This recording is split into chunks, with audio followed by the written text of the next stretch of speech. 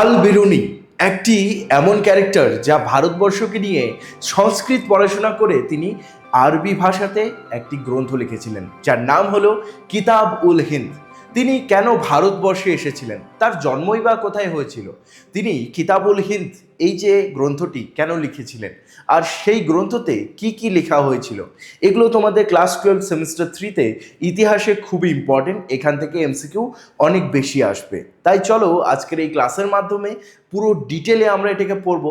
এমনকি চাকরির পরীক্ষাতেও তুমি যদি এই ভিডিওটি দেখছো, পুরোপুরি ডিটেলে তোমার সব পড়া হয়ে যাবে, একটাও এমসিকিউ এখান থেকে বাদ যাবে না। যেগুলো ইম্পর্টেন্ট সেগুলো আমি তোমাকে ভালো মতো এই অ্যানিমেটেড স্লাইডের মাধ্যমে বুঝিয়ে দেবো।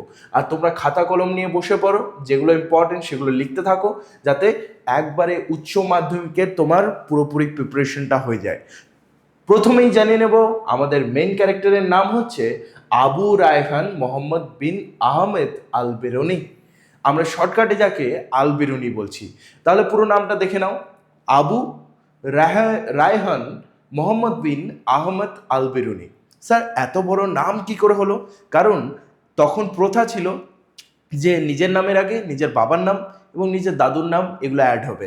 তো এত বড় নাম অ্যাড হয়ে তারপরে তার নাম হলো এই পুরোটা, আর সংক্ষেপে বললে আল বেরুনি।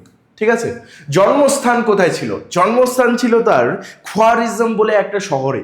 কি নাম? খোয়ারিজম। দেখে নাও খোয়ারিজম। খোয়ারিজমটা কোথায়? উজবেকিস্তান। তোমাদের মাথায় আসতে পারে স্যার উজবেকিস্তানটা কোথায়? পাকিস্তানের কাছেই হলো আফগানিস্তান, আফগানিস্তানের ঠিক ওপরে হচ্ছে উজবেকিস্তান, উজবেকিস্তানের উপরে হচ্ছে কাজাখস্তান, তারপরে উপরে হচ্ছে রাশিয়া। ঠিক আছে, যাই হোক তোমাদেরকে ম্যাপের মাধ্যমে দেখিয়ে দিলাম আমি। তো দেখে নাও এই উজবেকিস্তানের খোয়ারিজম শহরে তিনি জন্মগ্রহণ করেছিলেন। কত সালে সেটা আমি বলে দিচ্ছি। তাকে কিন্তু তখনকার দিনে শ্রেষ্ঠ পণ্ডিত অথবা জ্ঞানী মানুষদের মধ্যে ধরা হতো। তিনি 180টি গ্রন্থ লিখেছিলেন। 180টি গ্রন্থের মধ্যে তার 40টি গ্রন্থ ফেমাস হয়েছিল এবং খুঁজে পাওয়া গেছিল। বাকিগুলো হয়তো ইতিহাসের সঙ্গে মিলে গিয়েছে, নয়তো সেগুলো সেরকম ফেমাস হয়নি। ওকে, তো 40টি গ্রন্থ এখনও টিকে আছে, আর সেগুলির মধ্যে সব থেকে ইম্পর্টেন্ট হচ্ছে কিতাব উল হিন্দ।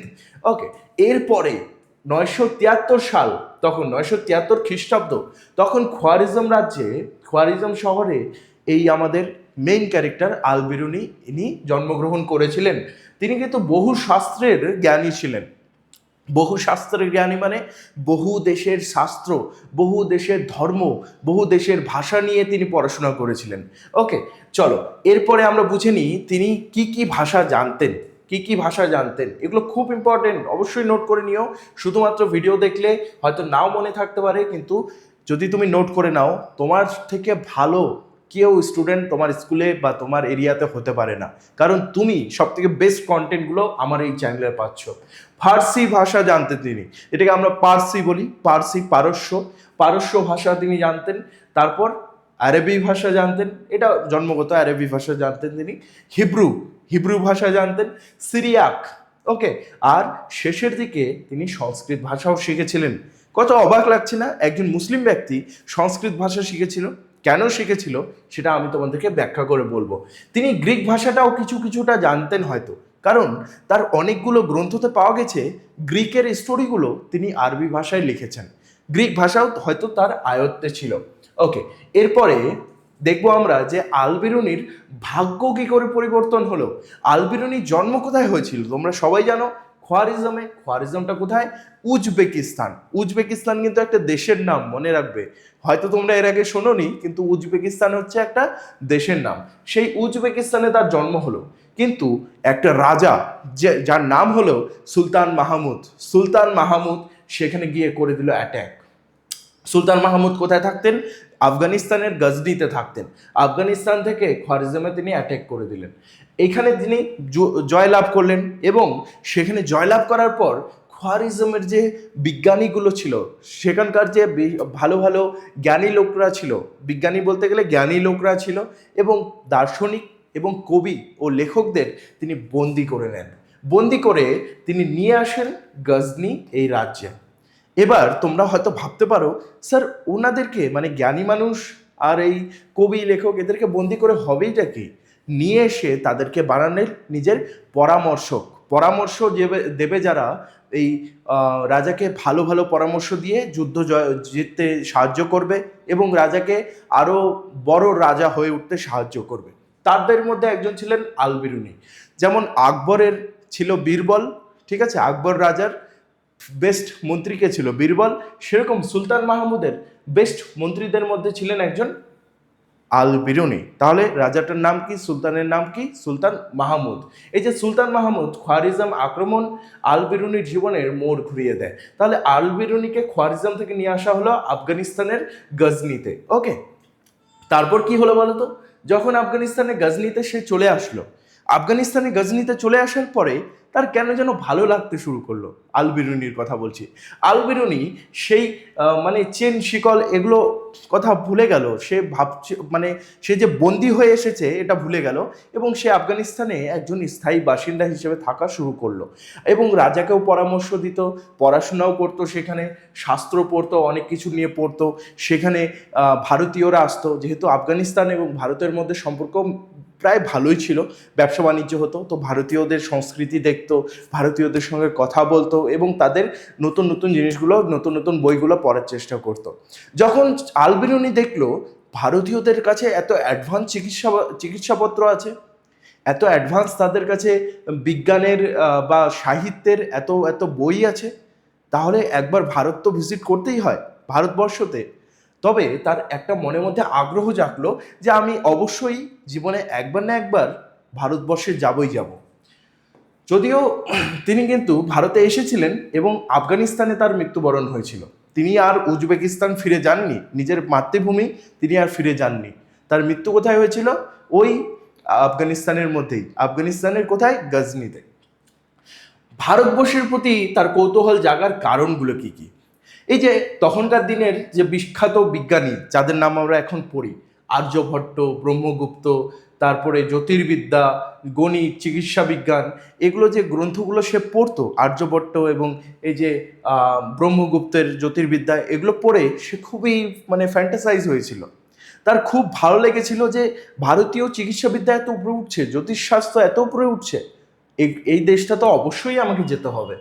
তিনি কি করতেন? এগুলো আরবি ভাষায় নিজে লেখার চেষ্টা করতেন, ঠিক আছে। ভারতের বইগুলো পড়ে তিনি চেষ্টা করতেন যে নিজের ভাষায় লিখবো আমি, যাতে এই ভাষাতে আমি ফেমাস হই এবং লোকেরা আমার বই পড়ে আরবিতে কিছু শিখতে পারে, ঠিক আছে। তারপরে কি আল বিরুনি পরে ঠান নিল যে অবশ্যই আমি ভারতে যাব। এবার এটা সহজ হলো কি করে ভারতে যাওয়াটা?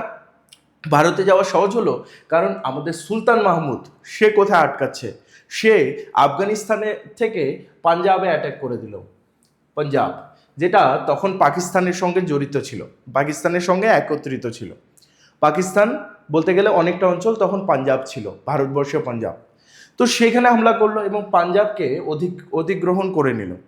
তো সুলতান মাহমুদের সেই রাজ্য হয়ে যাওয়ার জন্য সেখানে আমাদের আল বিরুনি ক্যারেক্টারটা আরামে সেখানে যেতে পারলো, সেখানকার লোকজনের সঙ্গে কথাবার্তা বলতে পারলো, সেখানকার ভারতবর্ষের কালচার শিখতে পারলো এবং গ্রন্থগুলো পড়তে পারলো, সেখানকার সাহিত্য পড়তে পারলো, সেখানকার মানুষদের কাপড় চোপড় দেখতে পারলো, সেখানকার মানুষদের যে তাদের কীরকম চালচলন সেগুলো নিয়ে গবেষণা করতে থাকলো। এমনকি ভারতীয় ঋষিমুনি মানে ভারতীয় যে সন্ন্যাসীরা তাদের সঙ্গে সে বসতো। আল বিরুনি একজন মুসলিম হয়েও সে কিন্তু জ্ঞানকে আগে দেখেছে। সে সন্ন্যাসীদের সঙ্গে বসে তাদের যে শাস্ত্র, তাদের যে বই, তাদের আচার আচরণ, তাদের যে বিধি নিয়মকানুন, এগুলোকে শেখা শুরু করলো। এভাবে সে কিন্তু ব্রাহ্মণ পণ্ডিতদের সঙ্গে থেকে থেকে সংস্কৃত ভাষা আস্তে আস্তে শিখতে শুরু করলো। কিন্তু এটা সম্ভব হলো কিভাবে? কারণ সুলতান মাহমুদ পাঞ্জাব অধিগ্রহণ করে নিয়েছিল, আফগানিস্তান থেকে সে হামলা করেছিল এবং পাঞ্জাব যে পুরো অঞ্চলটা পুরোটাই নিয়ে নিয়েছিল। এবং আল বিরুনি কিন্তু এখানেই থামেনি, সে আরও ভ্রমণ করেছিল। তার বইয়ের মধ্যে ব্যাখ্যা পাওয়া যায় যে তিনি নাকি পশ্চিমের সাহারা মরুভূমি মানে আফ্রিকা, তিনি অতদূর অবধি গিয়েছিলেন, আফ্রিকা অবধি। আবার এই যে দক্ষিণে দক্ষিণে তিনি রাশিয়ার যে ভোলগা নদী, রাশিয়ার নদীটার নাম কি? ভোলগা নদী। তিনি পশ্চিমের আফ্রিকা থেকে রাশিয়ার একদম দক্ষিণ মানে উত্তরের কথা বলছি আমি, রাশিয়ার একদম সেই ভোলগা নদী অবধি তিনি ভ্রমণ করেছিলেন। তাহলে তখনকার দিনেও বোঝা যায় যে মানুষরা পায়ে হেঁটে হলেও বা ঘোড়ার গাড়িতে হলেও অনেক দূর দূর অবধি ভ্রমণ করত, যেটা এখনকার মানুষরা এরোপ্লেনেই করতে পারে না।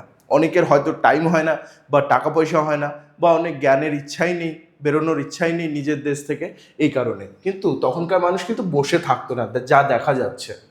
আল বেরুনি ভালোই ভ্রমণ করেছিলেন।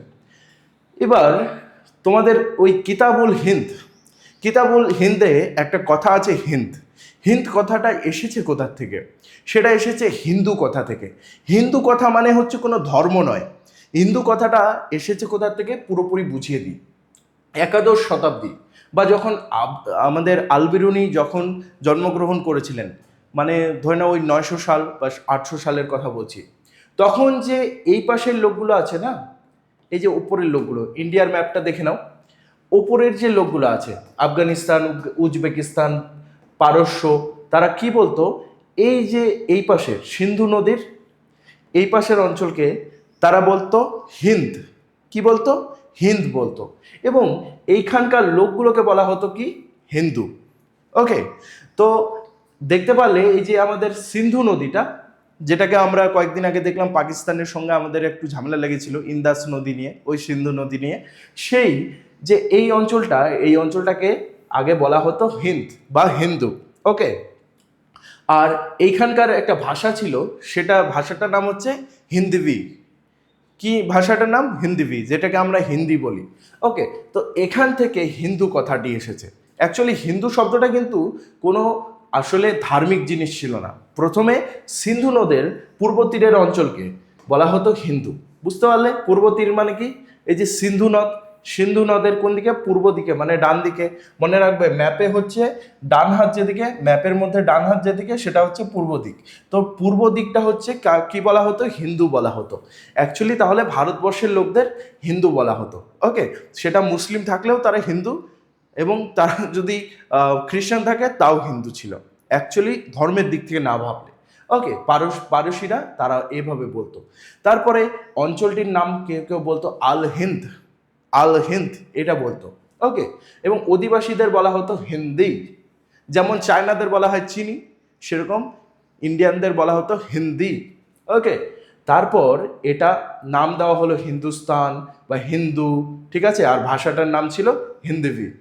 পরবর্তীতে গিয়ে যেহেতু হিন্দু মুসলিমদের মধ্যে এক দুটো ভালো মানে ঝগড়াঝাটি হলো, লড়াই হলো, তো হিন্দু এই যে অঞ্চলটা, এটা ভার্সেস ওটা, ওপরের মুসলিম অঞ্চল প্লাস এটা এটা এদের সঙ্গে যেহেতু যুদ্ধ হতো, এটা নিয়ে এই ধর্মের অঞ্চলের নাম পড়ে গেল হিন্দু, এবং ওই অঞ্চলটা পড়ে গেল মুসলিমদের।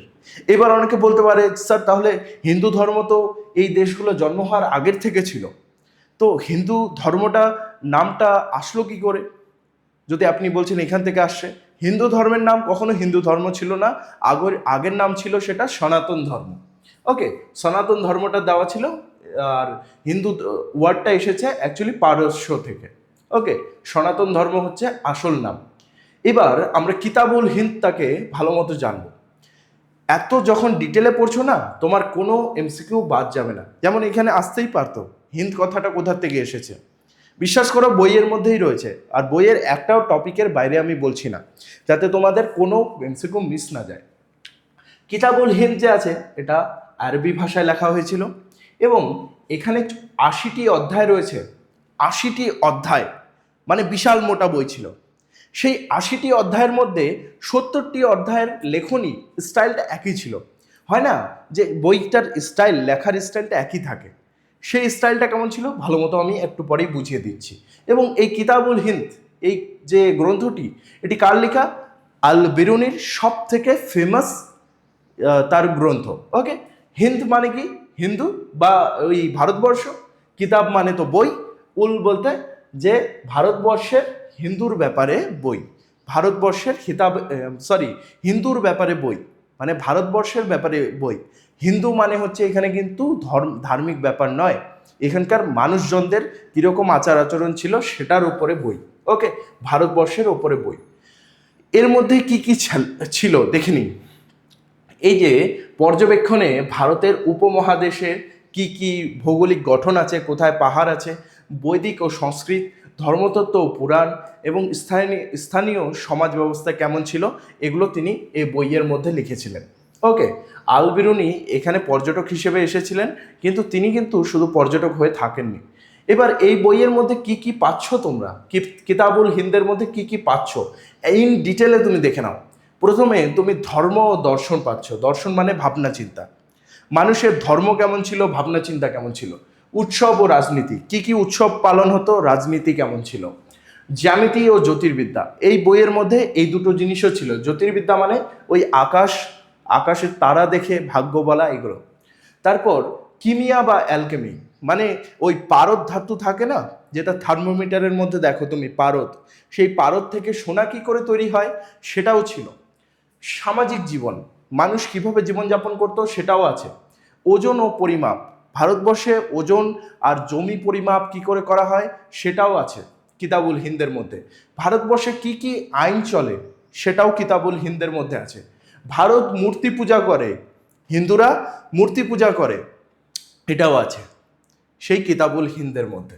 কিতাবুল হিন্দ তাহলে বুঝতে পারলে বইটার মানে কি। ওকে, সেটার মধ্যে কি কি আছে বুঝতে পারলে। এটা কার উদ্দেশ্যে লেখা হয়েছিল, এটা কখনোই কিন্তু ভারতের হিন্দুদের জন্য বা ভারতবাসীদের জন্য লেখা হয়নি।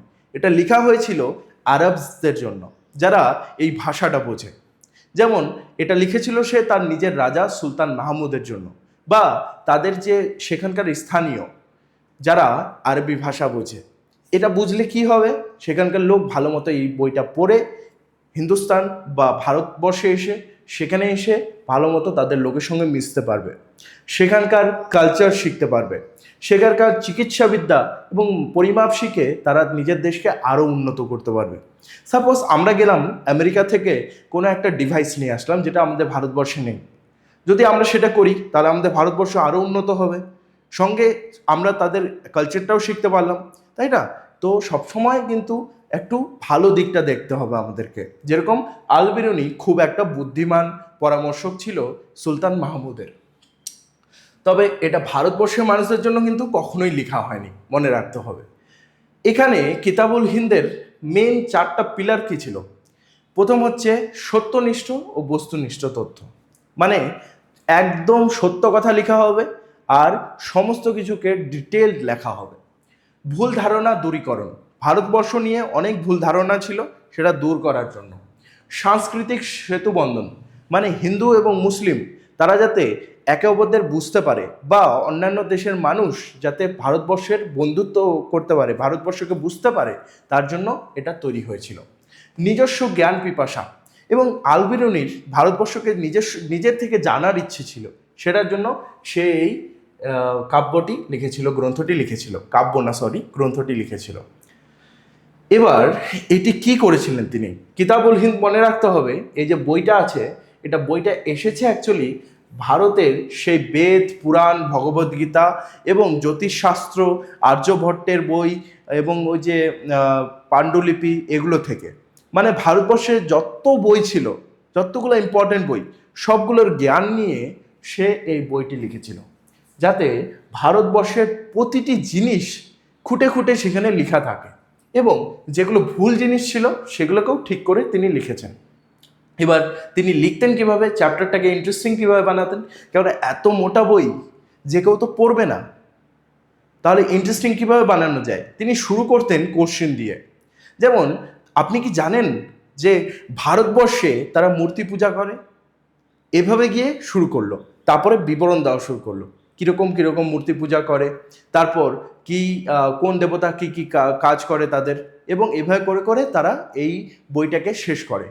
একটা চ্যাপ্টার শেষ হলো, একটা অধ্যায়, তারপরে পরেরটাতে আপনি কি জানেন ভারতবর্ষে গাছের ডাল দিয়ে মানুষের রোগ সারানো হচ্ছে, এভাবে করে শুরু করলো, তারপরে চ্যাপ্টারটা শেষ করলো বিবরণ দিয়ে, যে এই এই গাছের ডাল এই রোগকে সারাচ্ছে, এগুলো দিয়ে।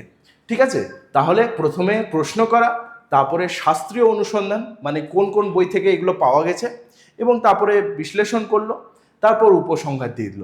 এভাবে করে সে তার চ্যাপ্টারগুলোকে খুব ইম্পর্টেন্ট বানাতো এবং পড়তেও খুব বেশি ভালো লাগতো। যেমন বুঝতে পারলে এখানে প্রশ্ন স্থাপন, তারপরে বর্ণনা, তুলনা, এভাবে করে চ্যাপ্টার শেষ। এরপরে তিনি দুটো জিনিস তার ইয়ের মধ্যে দেখিয়েছেন, গ্রন্থের মধ্যে দেখিয়েছেন, যে হিন্দু সমাজ ভাগ হয়েছিল। হিন্দু সমাজ কিন্তু মানে ভারতবর্ষ কিন্তু একটা সমাজে ভাগ ছিল না, দুটো সমাজ ছিল। একটা ছিল বহু দেবতা বিশ্বাসী, খুব অনেকগুলো দেবতাকে মানত, আর আরেকটা গ্রুপ মানত ঈশ্বর একজন, মানে ঈশ্বর হচ্ছে একটা, ঠিক আছে। তারপরে অনেকে মূর্তি পূজা ও আচার অনুষ্ঠান করত, আবার অনেকে ঈশ্বরকে নিরাকারভাবে দেখত, ঠিক আছে। এর মধ্যে কারা পড়ছে বলো তো?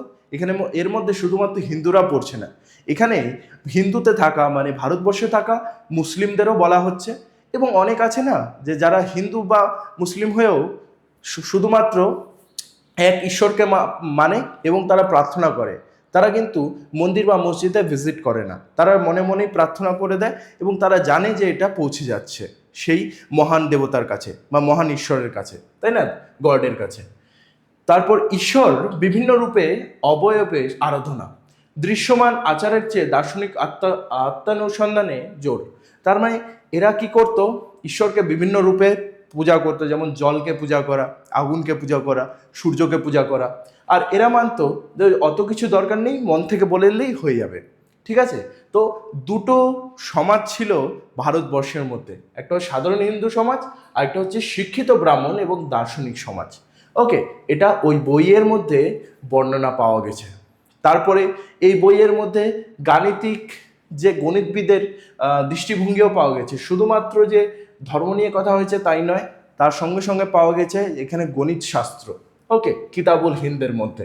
এরপরে আমরা চলে আসছি, আর কি পাওয়া গেছে, সমাজের কাঠামো পাওয়া গেছে, খুব ইম্পর্টেন্ট। এখানে সমাজকে চারটা ভাগে ভাগ করা হয়েছিল।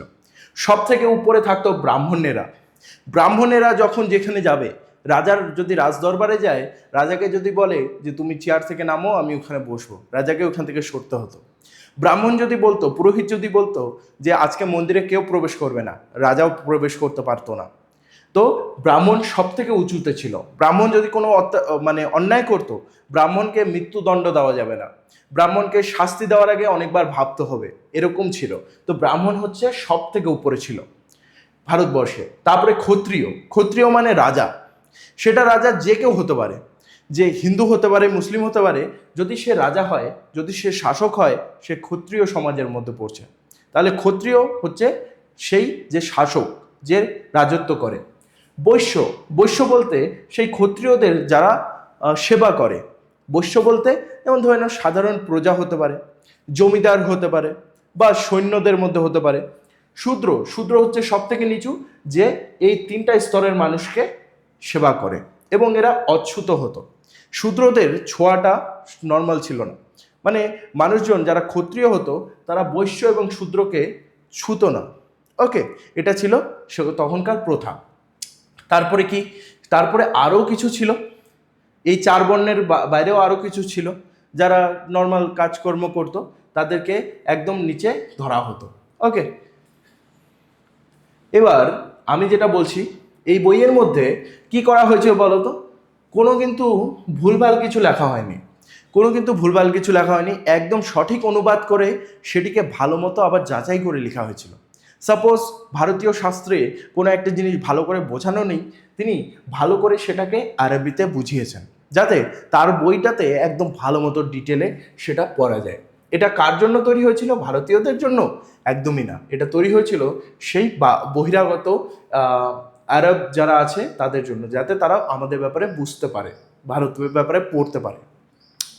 এবার আইন, বিচার ব্যবস্থা, সামাজিক প্রথা, এটা আমি বললাম যে ব্রাহ্মণ উচ্চ বর্ণ ছিল, নিম্নবর্ণ বুঝতেই পারছো, ওই যে শূদ্র এবং যেটা আছে বৈশ্য, তারা। ক্ষত্রিয় মানে রাজা, রাজা তো নিজেকে আর শাস্তি দেবে না। তো এই যে নিম্নবর্ণ বৈশ্য এবং শূদ্র, তারা যদি কিছু করতো তাদের ভারী সাজা হতো, ধরে নাও মৃত্যুদণ্ড হতো, অথবা সারা জীবন তাদের জেল হতো, অথবা তাদেরকে জমি কেড়ে নেওয়া হতো, অনেক কিছু করা হতো। হ্যাঁ, কিন্তু ব্রাহ্মণ কিছু করলে সেটাকে 10 বার ভাবা হতো যে ব্রাহ্মণকে শাস্তি দেওয়া হবে কি দেওয়া হবে না, এমনকি ব্রাহ্মণকে মৃত্যুদণ্ড একেবারেই দেওয়া যাবে না। ওকে, তারপরে কি, সতীদাহ প্রথা, একটি কুপ্রথা তখন ছিল। সতীদাহ প্রথা মানে সেই সতী মানে হচ্ছে মেয়ে বা বউ, প্রথা, দাহ মানে হচ্ছে জ্বালিয়ে দেওয়া। যদি স্বামী মারা গেল তাহলে তার সঙ্গে স্ত্রীকেও জ্বলে মরতে হবে, পুড়ে মরতে হবে ওই ইয়েতে, শ্মশানে। তো এই জিনিসটির ব্যাপারে তিনি তার বইয়ে লিখেছিলেন কিতাবুল হিন্দে, যে একটা খারাপ প্রথাও সেখানে রয়েছে। আরেকটা যেমন বাল্য বিবাহ, খুব ছোট বয়সে যেমন বিবাহটা, এটাও তিনি সেখানে ভালো মতো বুঝিয়েছেন যে এটা একটা খারাপ সেখানে রিচুয়াল চলছে। পৃথিবীর সবথেকে সেরা ব্যক্তি তথা স্টুডেন্টরা সেরা হয়ে উঠেছে কারণ তারা সঠিক সিদ্ধান্ত নিয়েছে। এবার সিদ্ধান্ত নেওয়ার পালা তোমার। এবার উচ্চ মাধ্যমিকের প্রিপারেশন হবে সবথেকে সেরা, কারণ SBI RedTech অ্যাপ তোমাদের জন্য নিয়ে এসেছে অ্যানিমেটেড ক্লাসেস, যেখানে কঠিন চ্যাপ্টারগুলো তোমরা অ্যানিমেশনের মাধ্যমে বুঝে নিতে পারবে। সঙ্গে থাকছে লাইভ ক্লাসেস, যেখানে SBR স্যারের সঙ্গে তুমি তোমার ডাউটগুলো সলভ করতে পারবে। লাইভ ক্লাস মিস হলেও কোনো আপত্তি নেই, থাকছে রেকর্ডেড ক্লাসেস, যে কোনো সময় যে কোনো জায়গায় তুমি তোমার ক্লাস করতে পারবে। সাবজেক্ট থাকছে ইংলিশ, বেঙ্গলি, হিস্ট্রি এবং জিওগ্রাফি। প্রতিটি চ্যাপ্টারে থাকছে ডিজিটাল মক টেস্ট, যে কোনো প্রশ্নের উত্তর সহজ করার জন্য থাকছে অ্যানিমেটেড নোট। এছাড়াও ইম্পর্টেন্ট নোটগুলো তুমি ডাউনলোড করতে পারবে এবং প্রিন্ট আউটও করতে পারবে। গ্রামারের জন্য স্পেশাল গ্রামার ক্লাসেস থাকছে, যারা একেবারেই গ্রামার জানো না তাদের জন্য 0 to মাস্টার ক্লাস থাকছে। আর এতেই শেষ নয়, সাজেশন ব্যাচ তোমাদের জন্য পুরোপুরি ফ্রি থাকছে। যদি তুমি তোমার বেস্ট ভার্সন হয়ে উঠতে চাও তবে অবশ্যই SBI RedTech অ্যাপটি আমাদের ডেসক্রিপশন থেকে অথবা প্লে স্টোর থেকে ডাউনলোড করে নাও। এরকম premium animated materials, mock test তথা অ্যানিমেটেড ভিডিওসগুলো তোমার স্কুল তথা তোমার ফ্রেন্ডসের কাছে কারো কাছেই থাকবে না। এটাই তোমার প্লাস পয়েন্ট। তবে অবশ্যই জয়েন করে নাও আলফা ব্যাচটি, যেটি ক্লাস 12 সেমিস্টার 3তে তোমাকে তোমার স্কুল তথা পশ্চিমবঙ্গের সেরা স্টুডেন্টদের মধ্যে একজন করে তুলবে এবং তুমি হয়ে উঠবে তোমার বন্ধু এবং টিচার্সদের মধ্যে সবথেকে ফেভারিট স্টুডেন্ট। এর সঙ্গে কিতাবুল হিন্দে ভারতীয় বিজ্ঞান এবং জ্যোতির্বিদ্যার উৎকর্ষও ছিল। ভারতীয় বিজ্ঞানের মধ্যে সে যে আর্যভট্ট এবং বাকি ভারতীয়রা যারা যে আবিষ্কার করেছিল সেগুলো এই বইয়ের মধ্যে লেখা থাকতো। আর্যভট্ট, বরাহমিহির, ব্রহ্মগুপ্ত, তারপরে এখানে আর্যভট্টর হচ্ছে তোমার শূন্য আবিষ্কার কেন হলো, তারপরে গ্রহণ কেন হয়, সূর্যগ্রহণ, চন্দ্রগ্রহণ কেন হয়, এই জিনিসগুলো ভারতীয় শাস্ত্র থেকে তিনি কিতাবুল হিন্দে নিজে অনুবাদ করেছিলেন, ট্রান্সলেট করেছিলেন। ভারতীয় শাস্ত্র থেকে নিয়ে তার বইয়ের মধ্যে আরবিতে লিখেছিলেন, যাতে ভারতীয় বই তো সবাই পড়তে পারবে না, সংস্কৃত তো সবাই পারে না, কিন্তু আরবি ভাষা সেই কান্ট্রিগুলো পারবে। আবার সেই আরবি ভাষা থেকে কেউ না কেউ ইংলিশে ট্রান্সলেট করেছে বা সংস্কৃত থেকে কেউ করেছে, এভাবেই জ্ঞান কিন্তু সম্প্রসারণ হয়। ওকে, তো আল বিরুনি আরবি ভাষার মধ্যে একজন বিখ্যাত একজন গ্রন্থ লেখক ছিলেন। ওকে, এর মধ্যে আবার কি ভূতাত্ত্বিক জিনিসগুলো লেখা ছিল, ভৌগোলিক জিনিসগুলো, যে গাঙ্গেয় সমভূমির ব্যাপারে লেখা ছিল, পলি কী করে জমা হয়, তারপরে সমুদ্র কি কি সমুদ্র রয়েছে ভারতবর্ষের চারপাশে, এবং সমুদ্র তত্ত্বগুলো, যে সমুদ্রের স্রোত কিভাবে কাজ করে, এই জিনিসগুলো তিনি আরবি ভাষায় লিখেছিলেন ভারতীয় শাস্ত্র থেকে। বলে রাখি, কিতাবুল হিন্দ কিন্তু ভারতীয় শাস্ত্র থেকে সমস্ত জ্ঞান অর্জন করে ভারতের জিনিসপত্র দেখে লেখা হয়েছে। ভারতকে পুরোপুরি তিনি জাস্ট জেরক্স করে দিয়েছেন ওই বইয়ের মধ্যে। যুগের বিশালতা, তখন আবার কি 4টা যুগের কথা চলতো, যে সত্যযুগ, ত্রেতা যুগ, দ্বাপর যুগ, কলিযুগ। এই যে 4টা যুগ, কি যুগ, এই 4টা যুগ ঘুরতে থাকে সবসময়। কলিযুগের পরে আবার সেই সত্যযুগ আসবে, সত্যযুগের পরে আবার ত্রেতা, ত্রেতার পরে দ্বাপর, দ্বাপরের পরে কলি। এই জিনিসটা যে তারা বিশ্বাস করতো ভারতবর্ষের লোকগুলো, এই জিনিসটিও কিতাবুল হিন্দের মধ্যে লেখা আছে। ওকে, মধ্যযুগীয় দ্বৈত সত্তা। দ্বৈত সত্তা বলতে গেলে এখানে সেই জিনিসের কথা বলা হয়েছে যে দুটো এখানে ভারতীয় জিনিস ছিল, যে একদিকে জ্ঞানের দিকে যেমন ভারতবর্ষ এগোচ্ছিল, যেমন গণিতে আগাচ্ছিল, জ্যোতির্বিদ্যাতে, তারপরে অন্যান্য কৃষিকাজ বলো, হ্যাঁ, তারপর বিজ্ঞানে বলো, এগুলোতে যে ভারতবর্ষ এগিয়ে যাচ্ছিল, পিছিয়ে যাচ্ছিল বর্ণপ্রথা। বর্ণপ্রথা মানে হচ্ছে নিচু জাতির হলে, কালো হলে, ঠিক আছে, কালো স্কিনের হলে তাদেরকে নিচু চোখে দেখা হতো। ওকে, এবং তাদের জন্য আইনটাও কঠিন ছিল। যদি তুমি একদম নিচু স্তরের হও, শূদ্র হও বা বৈশ্য হও, তোমার জন্য আইন কানুন খুবই কঠিন। আবার যদি ব্রাহ্মণ হও তাহলে তোমার জন্য কোনো আইনই নেই, এরকম ব্যাপারগুলো ছিল। তো কিতাবুল হিন্দে এটার কিন্তু অবমাননা করা হয়েছিল, যে এই জিনিসগুলো ঠিক নয়। এরপরে তাহলে আমরা একটা জিনিস মিস করে গেছি, যে আল বেরুনি আসলো কিভাবে ভারতবর্ষের মধ্যে। আল বেরুনি ভারতবর্ষের মধ্যে আসলেন কিভাবে? তিনি কিন্তু সুলতান মাহমুদের তখনও বন্দী ছিলেন। সুলতান মাহমুদ তাকে পরামর্শ করে নিয়ে এসেছিলেন, আল বেরুনিকে বন্দী হিসেবে ভারতবর্ষে নিয়ে এসেছিলেন। সুলতান মাহমুদ কয়বার ভারতবর্ষকে আক্রমণ করেছিলেন জানো? 17বার। 17বার আক্রমণ করার পরে ভারতবর্ষে ওই পাঞ্জাব অঞ্চলটি তিনি অধিগ্রহণ করেছিলেন।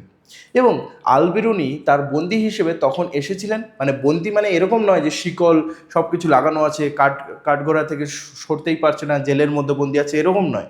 মানে পরামর্শক হিসেবে বন্দী, মন্ত্রী হিসেবে তিনি বন্দী ছিলেন। তিনি সবসময় রাজার সেই সৈন্যদের সঙ্গে ঘুরতেন, রাজার কাছেই থাকতেন, এরকম বন্দী। তো তিনি কি করলেন, এভাবে ভারতবর্ষের মধ্যে আসলেন বন্দী হয়ে। ওকে, আর পাঞ্জাবে তিনি 13 বছর কাটালেন। ওকে, পাঞ্জাবে কত বছর কাটালেন? 13 বছর। আর কি কি তিনি শিখলেন আমি তো তোমাদের ভালো মতো বুঝিয়েই দিলাম, যে তিনি ভারতবর্ষে যত সেই শাস্ত্র আছে সেগুলো সন্ন্যাসীদের সঙ্গে বসে, জ্ঞানী পণ্ডিতদের সঙ্গে বসে তিনি সেগুলো শিখলেন। ভূগোল, ইতিহাস, গণিত বলো, জ্যোতির্বিজ্ঞান বলো, ধর্ম, দর্শন, ভূতত্ত্ব, তারপরে বাকি যে পড়াশোনা, আরবি ভাষা, ফার্সি ভাষা, হিব্রু, সিরিয়াক, সংস্কৃত, সব কিছুই তিনি কিন্তু কন্টিনিউ করছিলেন। এরকম নয় যে ভারতে এসে নিজের ভাষা বা নিজের অন্যান্য জিনিসগুলো ভুলে গেছিলেন। তার সব থেকে শ্রেষ্ঠ গ্রন্থের নাম আমরা পড়লাম তাহকিক ই হিন্দ, অথবা কিতাব উল হিন্দ বলতে এরকমও আসতে পারে। তাহকিক ই হিন্দ বইটি কে লিখেছেন? তো মনে রাখতে হবে, কিতাবুল হিন্দ আর তাহকিক ই হিন্দ মানে হচ্ছে একই বই। ওকে, এটা লিখেছেন আল বেরুনি। ওকে, আর দেশকে বলা হতো, ভারতবর্ষকে তখন বলা হতো আল হিন্দ। ওকে, কতগুলি অধ্যায় ছিল? 80টি অধ্যায় ছিল।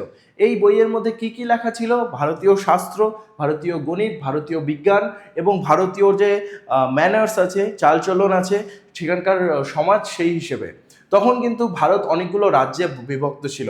যেমন কাশ্মীর ছিল, তখন সিন্ধু ছিল, মালব ছিল, কনৌজ ছিল। এগুলো প্রতিটি যে রাজ্য আছে না, প্রতিটির আলাদা আলাদা রাজা থাকতো, প্রতিটির আলাদা আলাদা রাজা থাকতো। তারা বন্ধু ছিল, আবার ভিতরে ভিতরে রেশারেশি চলতো। পাঞ্জাব অঞ্চলটি কে করে নিয়েছিল? সিন্ধুর এই পাঞ্জাব অঞ্চলটি, এটা পরবর্তীতে সুলতান মাহমুদ 17বার অ্যাটাক করার পর অধিগ্রহণ করে নিয়েছিল। মনে আছে? তোমাদেরকে বললাম। ওকে, এরপরে কি হলো? শাস্তি আর ব্রাহ্মণদের জিনিসটা আমি বোঝালাম, যে যারা গরিব হবে তাদের জন্য বিশাল শাস্তি ছিল, ব্রাহ্মণদের জন্য কিন্তু সেরকম শাস্তি ছিল না। তোমাদেরকে কিন্তু সহজ সেই কাঠামোটাও ভালো মতো বোঝালাম, যে ব্রাহ্মণ সব থেকে উপরে থাকতো। রাজাকে যদি ক্ষত্রিয়কেও সে বলতো যে তুমি বাইরে গিয়ে বসো, তাহলে রাজাকে বাইরে গিয়ে বসতে হতো। রাজাকে যদি বলতো আজকে মন্দিরে আসবে না, তাহলে রাজা আসতে পারতো না। ওকে, বৈশ্য এবং শূদ্র এদের কথা কেউই শুনতো না। এরা জাস্ট, বৈশ্য আর শূদ্ররা ক্ষত্রিয় এবং ব্রাহ্মণকে সার্ভ করতো। শূদ্র তো অচ্ছুত ছিল, শূদ্রকে কেউ ছুঁতে অবধি যেত না। তারা উপরে ক্ষত্রিয় এবং ব্রাহ্মণরা মনে করতো শূদ্রকে ছুঁয়ে নিলে আমাদের ধর্ম ভ্রষ্ট হয়ে যাবে, এরকম হয়ে যাবে। ঠিক আছে, সেটা এখনো চলছে কোথাও কোথাও প্রথাটা। ওকে, যেটা কি একদম উচিত নয়। তারপর জীবনের 4টি পর্যায়, এই জিনিসটি শেখানো হয়নি। হিন্দু বা মানে সনাতন ধর্মের মধ্যে 4টি পর্যায় আছে। সেটাকে কি বলা হয়? প্রথমে হচ্ছে প্রথমে আছে ব্রহ্মচর্য। প্রথমে যখন তোমরা ইয়ং আছো না, তখন সেটাকে বলা হয় ব্রহ্মচর্য। ব্রহ্মচর্য মানে কারোর সঙ্গে কিছু রিলেশন করা যাবে না, কোনো মেয়ের সাথে রিলেশন করা যাবে না, তোমাকে ছাত্র জীবনে থাকতে হবে, তোমাকে ভালো মতো জ্ঞান অর্জন করতে হবে। তারপরে চলে আসলে তুমি গৃহস্থতে। গৃহস্থ মানে হচ্ছে তুমি তখন বিয়ে করলে, পরিবার করলে এবং তোমার সংসার তুমি শুরু করলে। তারপর তোমার একটা সময় আসলো, 60 ইয়ার এজ হলো, মানে 60 বছর বয়স হলো, তখন তোমাকে সংসার থেকে বেরিয়ে গিয়ে তোমাকে চলে যেতে হবে জঙ্গলে গিয়ে একা বসবাস শুরু করতে হবে। সেটাকে বলা হয় বানপ্রস্থ। মানে তুমি মায়ার জালে ফেসে গেছিলে, সংসারের জালে ফেসে গেছিলে, তোমার সেই জাল থেকে বেরিয়ে তোমাকে বানপ্রস্থ নিতে হবে। মানে সব মোহমায়া তোমাকে ছেড়ে চলে যেতে হবে, যত প্রেম আছে সব ছেড়ে যেতে হবে। বানপ্রস্থ যখন কমপ্লিট হয়ে যাবে, তারপরে 80 বছর বয়সে তোমাকে সন্ন্যাস নিতে হবে। সন্ন্যাস মানে সন্ন্যাসী হয়ে যেতে হবে। সন্ন্যাসী আর বানপ্রস্থর মধ্যে তফাৎটা কি? সন্ন্যাসী হয়ে গেলে তুমি নিজে ইনকাম করতে পারবে না, তুমি তখন মানুষ যদি কিছু খেতে দিল সেটা খাবে বা ফলমূল তুলে খাবে, তুমি কোনো কিছু কিন্তু উল্টাপাল্টা সেবন করতে পারবে না। তোমার কিন্তু কাপড় যে বস্ত্র থাকবে সেটা বস্ত্রটাও হয় তোমার ধুতি টাইপের থাকবে বা গেরুয়া পোশাকগুলো থাকবে যেগুলো সন্ন্যাসীরা পরে। গেরুয়া মানে এখানে ত্যাগকে বোঝায়, গেরুয়া মানে কিন্তু কোনো সেরকম মানে ডিফারেন্ট মিনিং নেই, এখানে বোঝাচ্ছে ত্যাগ, মানে ওই মানুষটা অনেক কিছু ত্যাগ করে এসেছে। তাহলে এই ছিল তার 4টা পর্যায়। ওকে, এগুলো কেন ইম্পর্টেন্ট? কারণ এগুলো থেকেই কিন্তু তোমাদের এমসিকিউ আসবে। এরপরে ধর্মতত্ত্বের সব থেকে উঁচু জায়গায় সেটা ছিল মোক্ষ লাভ। মোক্ষ লাভ মানে হচ্ছে এই জিনিসগুলো যদি তুমি ফলো করে নাও, এই যে 4টা পর্যায় যেটা বললাম আমি, ব্রহ্মচর্য, তারপরে গাহস্থ, তারপরে বানপ্রস্থ, তারপরে সন্ন্যাস। তো এটা যদি করে নাও তাহলে তুমি জাগতিক দুঃখ কষ্ট থেকে তুমি ছাড় পেয়ে যাবে। মানে এই যে আমরা এত দুঃখ কষ্ট পাই যে কোনো বন্ধু বা বান্ধব আমাকে পছন্দ করলো না, কেউ আমার ব্যাপারে খারাপ বললো, বা আমি নাম্বার কম পেলাম, এই জিনিসগুলোতে তোমার আর দুঃখ কষ্ট হবে না। ওকে, তুমি একদম এগুলো ছেড়ে মোক্ষ লাভ করে যাবে, তারপর স্বর্গে নাকি তুমি চলে যাবে, এরকম একটা ভাবনা চিন্তা রয়েছে। পবিত্র ধর্মগ্রন্থ যেগুলো রয়েছে গীতা এবং 4 বেদ, ঋক, সাম, যদু, অথর্ব, এগুলো নিয়েও তিনি পড়াশোনা করলেন। সংস্কৃতে পড়াশোনা করে সন্ন্যাসীদের সঙ্গে থেকে তিনি এগুলোকে আরবি ভাষাতে তার কিতাবুল হিন্দে লিখলেন। অনেকের শুনতে মনে হচ্ছে স্যার এগুলো সম্ভব আদৌ? ইয়েস, তখনকার এবং এখনকারও অনেক মানুষজন আছে যারা সায়েন্টিস্ট, বিজ্ঞানীরা আছে, তারা ধর্মকে কখনো সামনে নিয়ে আসে না, তারা শিক্ষাটাকে আগে নিয়ে আসে। কারণ শিক্ষা হচ্ছে সব থেকে বড় ধর্ম। শিক্ষা যখন তুমি ভালো মতো নিতে পারবে, তোমার থেকে কোটি কোটি মানুষ শিখবে। যেমন আমার এই ভিডিও থেকে তোমরা শিখছো, এবং আমি শিখলাম আল-বিরুনির কাছ থেকে, এবং সবাই আমরা আল-বিরুনির কাছ থেকে শিখলাম, তাই না? আল-বিরুনি তাহলে কতজনকে শিখিয়ে দিয়ে গেল এই জিনিসগুলোকে, তাই না? তাহলে আল-বিরুনি একজন অসামান্য ব্যক্তি ছিলেন, কিন্তু যেই মানুষ ধর্মকে অন্য চোখে দেখবে, শুধুমাত্র নিজের লাভের জন্য দেখবে, সে কাউকে কিছু শিখিয়ে যেতে পারবে না। তার জন্য এখানে শিখতে হবে যে আমাদের শিক্ষাটাকে কি করে প্রসার করা যায় এবং মানুষকে কি করে ভালোবাসা যায়। আল-বিরুনি সেই মানুষদের মধ্যে একজন ছিলেন। তিনি দেখলেন ভারতবর্ষের মধ্যে 9টি কর্তব্য মানা হতো। এবার এই 9টি কর্তব্য কিন্তু খুব ইম্পর্টেন্ট, অবশ্যই পড়ে নেবে। একটা হচ্ছে প্রাণী হত্যা থেকে বিরত থাকা, প্রাণী হত্যা করা যাবে না, মিথ্যা কথা না বলা, চুরি না করা, ওকে, সম্পদ ও লোভ সংবরণ করা, এটা কমানো, সম্পদ আর লোভ রাখা যাবে না। সম্পদও সর্বদা শুচিতা ও পবিত্রতা বজায় রাখা, পবিত্র থাকতে হবে, সুন্দর পরিষ্কার জামা কাপড় পরতে হবে, প্রতিদিন তোমাকে স্নান এসব করতে হবে, এবং সেরকম যেগুলো অপবিত্র জিনিস সেগুলোকে ধরা বা ছোঁয়া যাবে না।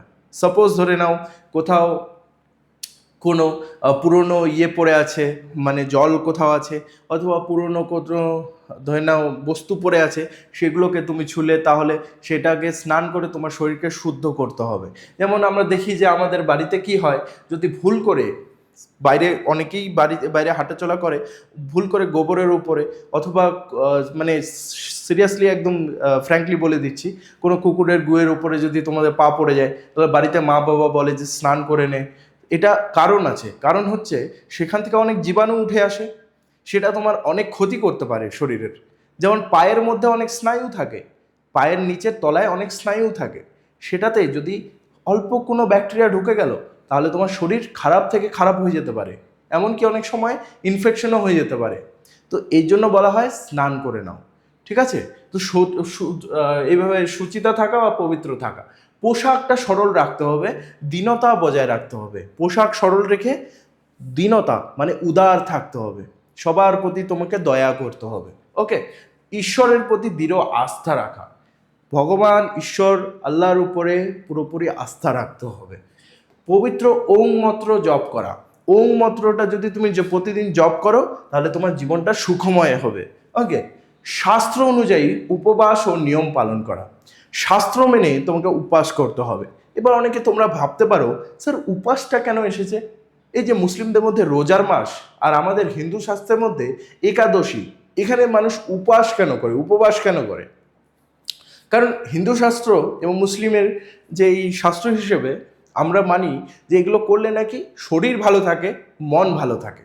সায়েন্টিফিক্যালি ভাবলে এখনকার দিনে বেশিরভাগ ক্যান্সার রিসার্চ, ক্যান্সার সব থেকে জটিল রোগ, সেই রিসার্চে জানা গেছে মানুষকে যদি তুমি 15 দিন উপবাসে রাখো, 15 দিন উপবাস মানে 15 দিন ভুলভাল কিছু খাওয়া যাবে না, যেই জিনিসগুলোতে ফ্যাট নেই, যেই জিনিসগুলোতে ভুলভাল কোনো কার্বস নেই, কার্বোহাইড্রেট শর্করা, সেগুলো কম খেলে তোমার ক্যান্সারের যে প্রবণতা সেটা অনেকটাই কমে যাবে।